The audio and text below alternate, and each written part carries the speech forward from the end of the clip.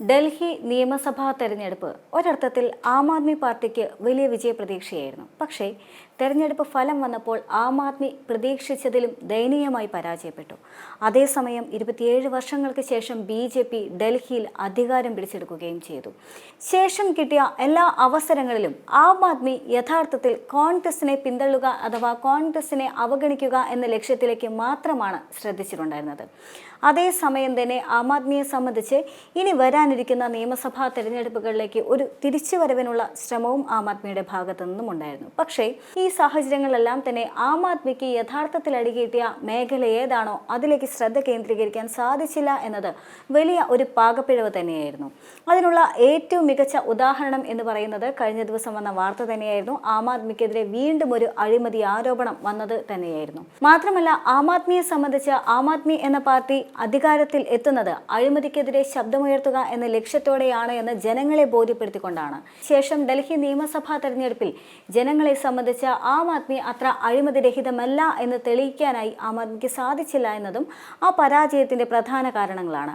എന്നിരുന്നാൽ പോലും ഇത്തരത്തിലുള്ള വലിയ തരത്തിലുള്ള പ്രതികൂല സാഹചര്യങ്ങൾ നിൽക്കുമ്പോഴും ആം ആദ്മിക്കെതിരെ ശക്തമായ അഴിമതി ആരോപണങ്ങൾ ഉയർന്നു വരുമ്പോഴും വലിയ ഒരു തിരിച്ചുവരവിന് തയ്യാറെടുക്കുകയാണ് ആം ആദ്മി പാർട്ടി. ഡൽഹി കൺവീനറായി സൗരഭ് ഭരദ്വാജിനെ നിയമിച്ചിരിക്കുകയാണ് ആം ആദ്മി പാർട്ടി ഇപ്പോൾ. ഡൽഹി നിയമസഭാ തെരഞ്ഞെടുപ്പിലെ കനത്ത തോൽവിക്ക് പിന്നാലെയാണ് ഈ നീക്കം.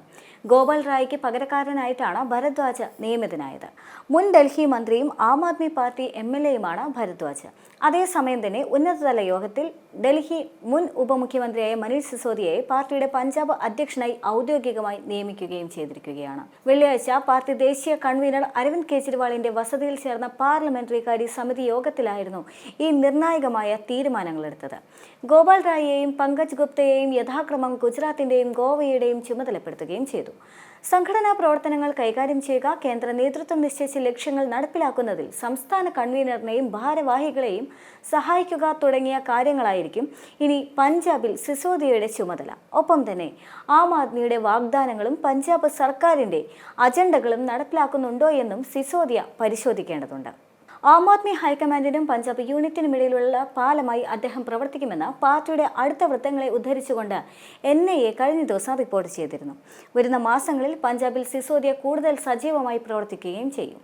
ഇക്കഴിഞ്ഞ നിയമസഭാ തെരഞ്ഞെടുപ്പിൽ 27 വർഷത്തിന് ശേഷമാണ് BJP ഡൽഹിയിൽ ഭരണം പിടിച്ചെടുത്തത്. 70 അംഗ നിയമസഭയിലേക്ക് നടന്ന തെരഞ്ഞെടുപ്പിൽ 48 സീറ്റുകളാണ് BJP നേടിയിരുന്നത്. ഭരണകക്ഷിയായിരുന്ന ആം ആദ്മിയെ സംബന്ധിച്ച് 22 സീറ്റുകളിൽ മാത്രമാണ് വിജയിക്കാൻ സാധിച്ചത്. എന്നാൽ അതേസമയം തന്നെ അഴിമതി ആരോപണം വിടാതെ തന്നെ പിന്തുടരുകയാണ് ആം ആദ്മിയെ എന്നതും ശ്രദ്ധേയമാണ്. ആദ്യം സൂചിപ്പിച്ച പോലെ തന്നെ ആം ആദ്മിയുടെ നേതാക്കളുടെ പേരിലുള്ള അഴിമതി ആരോപണങ്ങൾ കുന്നുകൂടുന്നുവെന്നാണ് മാധ്യമങ്ങൾ പോലും റിപ്പോർട്ട് ചെയ്യുന്നത്. ഡൽഹിയിലെ മുൻ ആരോഗ്യമന്ത്രിയായിരുന്ന സത്യേന്ദ്ര ജെയിനാണ് വീണ്ടും അഴിമതി കേസിൽ കുടുങ്ങിയിരിക്കുന്നത്. ഇത്തവണ നഗരത്തിൽ CCTV ക്യാമറകൾ സ്ഥാപിക്കാനുള്ള 571 കോടി രൂപയുടെ പദ്ധതിയുമായി ബന്ധപ്പെട്ട് 7 കോടി കൈക്കൂലി വാങ്ങിയെന്നതാണ് ആം ആദ്മി നേതാവിനെതിരായ പ്രധാന ആരോപണം. 2023 മെയ് മുതൽ കേസ് നിലവിലുണ്ട്. ക്യാമറകൾ സ്ഥാപിക്കുന്നതിൽ കാലതാമസം വരുത്തിയതിന് 16 കോടി രൂപ പിഴ എഴുതിത്തള്ളാൻ ജെയിൻ 7 കോടി രൂപ കൈക്കൂലി വാങ്ങിയതാണ് കേസുള്ളത്. ഡൽഹിയിലെ 70 നിയമസഭാ മണ്ഡലങ്ങളിലായി 1 ലക്ഷത്തിലധികം CCTVകൾ സ്ഥാപിക്കുന്നതിനായിരുന്നു പദ്ധതിയുണ്ടായിരുന്നത്.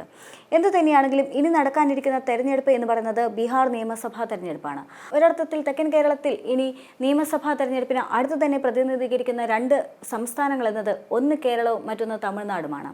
തമിഴ്നാട്, കേരളം, ബീഹാർ എന്നീ സംസ്ഥാനങ്ങളെ അപേക്ഷിച്ച് നോക്കുമ്പോൾ സ്വാഭാവികമായും ആം ആദ്മിയെ സംബന്ധിച്ച് കൂടുതൽ കാലുറപ്പിക്കാനുള്ള സാധ്യത അല്ലെങ്കിൽ അതിന് സാധ്യമായ നീക്കങ്ങൾ നടത്തുക സ്വാഭാവികമായും ബീഹാറിൽ തന്നെയായിരിക്കും.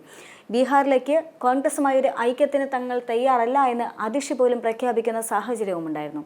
ഇത്തരത്തിലുള്ള സാഹചര്യങ്ങളെല്ലാം തന്നെ നിലനിൽക്കുമ്പോഴാണ് ആം ആദ്മിക്ക് മേൽ ഏറ്റവും വലിയ ആയുധമായ അഴിമതി ആരോപണം ഉയർന്നു വരുന്നത് എന്നുള്ളത് BJPയുടെ തന്ത്രവും അതേസമയം തന്നെ ആം ആദ്മിയെ സംബന്ധിച്ച് വലിയ തിരിച്ചടിയും തന്നെയാണ്. ഇനി ഏതാനും മാസങ്ങൾ മാത്രം പിന്നിടുന്ന ആ തെരഞ്ഞെടുപ്പിലേക്ക് ആം ആദ്മി അടുക്കുമ്പോൾ ഇത്തരത്തിലുള്ള ഒരു നേതൃതല മാറ്റത്തോടു കൂടി മാത്രം ആം ആദ്മിക്ക് ഒരു തിരിച്ചുവരവ് സാധ്യമാകുമോ എന്നുള്ള ചോദ്യവും ഏറെ പ്രസക്തമായി തന്നെ നിലനിൽക്കുന്നുമുണ്ട്.